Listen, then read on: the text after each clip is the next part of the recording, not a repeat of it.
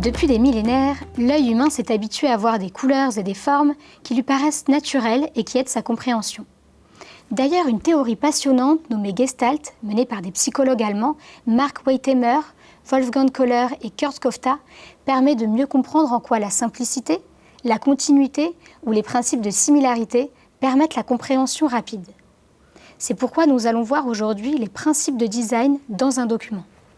Nous reprendrons les bases de la communication et du design pour vous aider à créer des modèles de documents qui vous ressemblent et qui soigneront votre image de marque.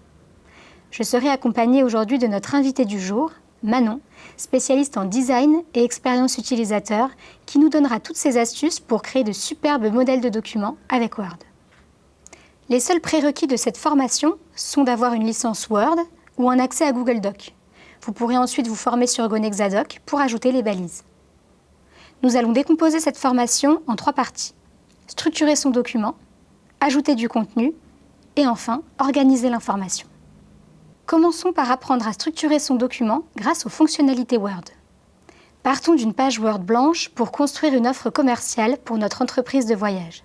Faisons rêver nos clients avec un beau modèle qui ressemble à Gonexa Voyage. Partons de notre page Word et commençons à définir des paramètres de structuration du document pour que celui-ci soit stable, homogène et propre. Le premier conseil que je peux vous donner, c'est d'afficher les marques de mise en forme pour voir les espaces, paragraphes, sauts à la ligne et mise en page non visible sur le document final. Depuis l'onglet Accueil, cliquez sur l'icône représentant un paragraphe pour voir la mise en page de vos éléments. Ensuite, passons aux marges du document, au format de mise en page, portrait ou paysage, ainsi que la couleur du fond de page. Depuis l'onglet Insertion, sélectionnez l'orientation du document ou de la section pour afficher des pages en verticale ou paysage. Et rendez-vous dans l'onglet Conception pour choisir la couleur du fond de page. Les premiers paramètres sont faits. Vous pouvez constater 2 règles affichées à l'écran. La règle horizontale supérieure contrôle les marges gauche et droite, tandis que la règle verticale contrôle les marges hautes et basses.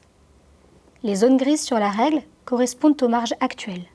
Pour modifier une marge, placez le curseur de la souris sur la règle, à la limite entre la marge actuelle et la feuille. Le curseur de la souris se change en double flèche. Cliquez et faites glisser la souris pour agrandir ou réduire la marge. Relâchez pour valider la largeur souhaitée. Vous pouvez aussi définir des dimensions de marge depuis les paramètres et définir des valeurs par défaut. Depuis l'onglet Mise en page, choisissez Marge et sélectionnez des marges par défaut ou des marges personnalisées. Les marges de page sont des espaces vides laissés autour des bords de la page. En règle générale, nous travaillons à l'intérieur des marges définies.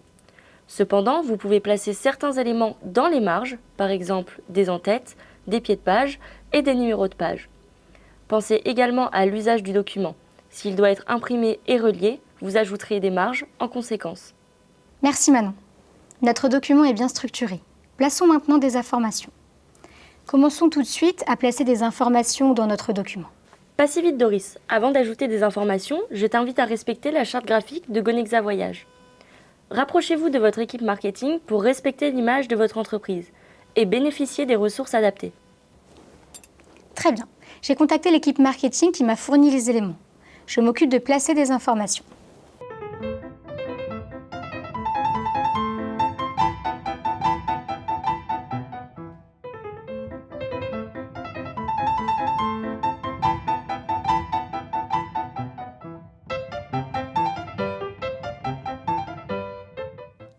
Voilà, j'ai placé les informations. Manon, qu'en penses-tu ? Il y a plusieurs conseils que je peux donner. Commençons par le premier, à savoir l'organisation du texte avec 3 niveaux de manière très classique. Des titres, des sous-titres et un paragraphe. Généralement, on préférera les polices simples avec par exemple du gras pour le titre et de l'italique pour les sous-titres. Le paragraphe étant généralement la police principale du texte. Je vais paramétrer la police de Gonexa Voyage pour l'ajouter par défaut. Depuis l'onglet Accueil, modifiez les polices avec l'onglet Volet style et cliquez sur Nouveau style. Paramétrez ensuite les polices à utiliser. Ajoutons notre logo et les informations clés de notre entreprise. Manon, quel conseil peux-tu nous donner? L'équilibre dans le document est un point crucial. Il faut s'assurer d'avoir un équilibre visuel entre l'entête, le corps et le pied de page du document. Très classiquement, nous pouvons mettre le logo en haut à gauche, par exemple, le sujet du document en haut à droite et la numérotation en bas au centre. Doris, je te laisse nous montrer comment faire.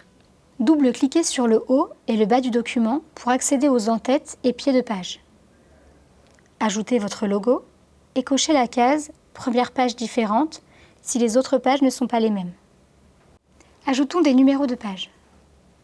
Sélectionnez « Insertion »,« Numéro de page ».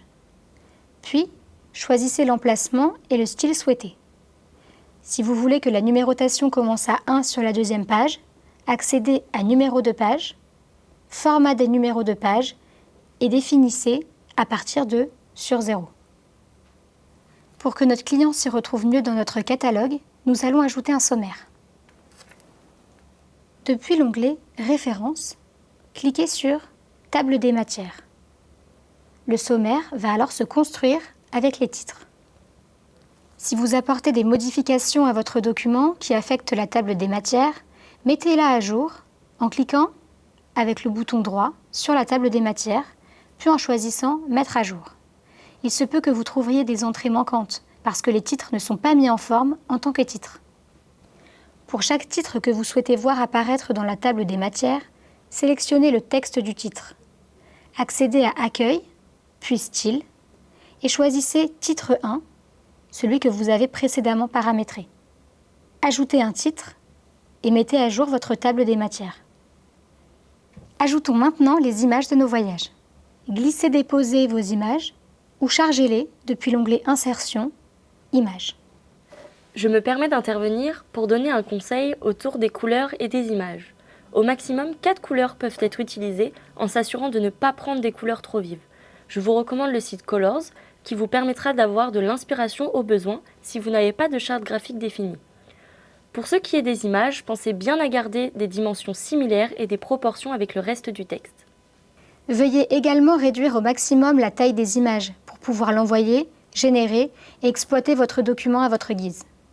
Rendez-vous dans l'onglet Fichier, Réduire la taille du fichier et choisissez la taille Écran pour bien faire. Doris, tu as un paragraphe qui n'est pas à la bonne police. Ah, je vais l'homogénéiser avec l'outil Reproduire la mise en forme. Sélectionnez la mise en forme à copier, cliquez sur le pinceau et sélectionnez le texte dont vous souhaitez modifier la mise en forme. Pour modifier plusieurs éléments du texte en même temps, sélectionnez les éléments en cliquant sur Commande depuis votre clavier et modifiez-les. Maintenant que mon document est homogène et structuré, je vais organiser l'information au mieux. Pour aller plus loin, voyons comment améliorer l'ergonomie du catalogue avec les fonctionnalités Word incontournables. Je vais commencer par afficher les CGV sur 2 colonnes pour optimiser l'espace. Pour cela, créez une nouvelle section et, depuis l'onglet Insertion, choisissez le nombre de colonnes à afficher. Pour structurer l'information, je vous conseille d'éviter les zones de texte, mais de privilégier les tableaux. Ce sera beaucoup plus simple pour aligner les éléments. Depuis l'onglet Insertion, cliquez sur Tableau. Paramétrez l'en-tête et anticipez sa mise en page à la génération dans le cas où celui-ci contiendrait beaucoup d'éléments. Une fois le tableau créé, ajoutons quelques paramètres pour l'optimiser. Faites clic droit sur le tableau et accédez à ses propriétés. Depuis l'onglet Ligne, choisissez de répéter en haut de chaque page l'en-tête si votre tableau risque d'apparaître sur 2 pages. Cela le rendra plus lisible. Mais que faire alors si je ne veux pas que mon tableau se scinde en 2 morceaux? Si vous ne souhaitez pas que votre tableau ou votre paragraphe se coupe sur 2 pages, vous pouvez utiliser la fonction ligne et paragraphe solidaire. Que ce soit sur un texte ou une ligne de tableau, sélectionnez les blocs à rendre solidaires. Faites un clic droit et cochez ligne et paragraphe solidaire. Vos éléments ne se couperont plus entre 2 pages. Autre astuce, si vous changez de sujet ou de chapitre, ajoutez des sauts de page depuis l'onglet Insertion. Depuis l'onglet Accueil, accédez à Options d'interligne et paramétrer les espacements avant, après les paragraphes et entre les lignes. Vous pouvez aussi indiquer les espacements directement dans le style des titres. Et parfait, notre document est superbe. Il ne manque plus qu'à ajouter les balises Gonexadoc. Référez-vous à notre formation initiale pour y parvenir. Adaptez les outils de mise en page à votre contexte métier en ajoutant les objets Gonexadoc. Les fonctionnalités Word sont impressionnantes et très puissantes. Vous pouvez aller plus loin encore en insérant des filigranes, des conditions si ou des cases à cocher dynamiques. Nous avons pu voir aujourd'hui, avec l'aide de notre experte design, comment structurer son document. Le format, les marges, les dimensions. Puis, nous avons ajouté du contenu en définissant les polices, les couleurs, les en-têtes et les pieds de page. Et enfin, nous avons vu comment organiser l'information avec les espacements, la gestion des tableaux sur plusieurs pages, et j'en passe. Et maintenant, c'est à vous d'expérimenter ces astuces directement sur vos modèles. Et n'oubliez pas que la simplicité est la clé d'un design réussi.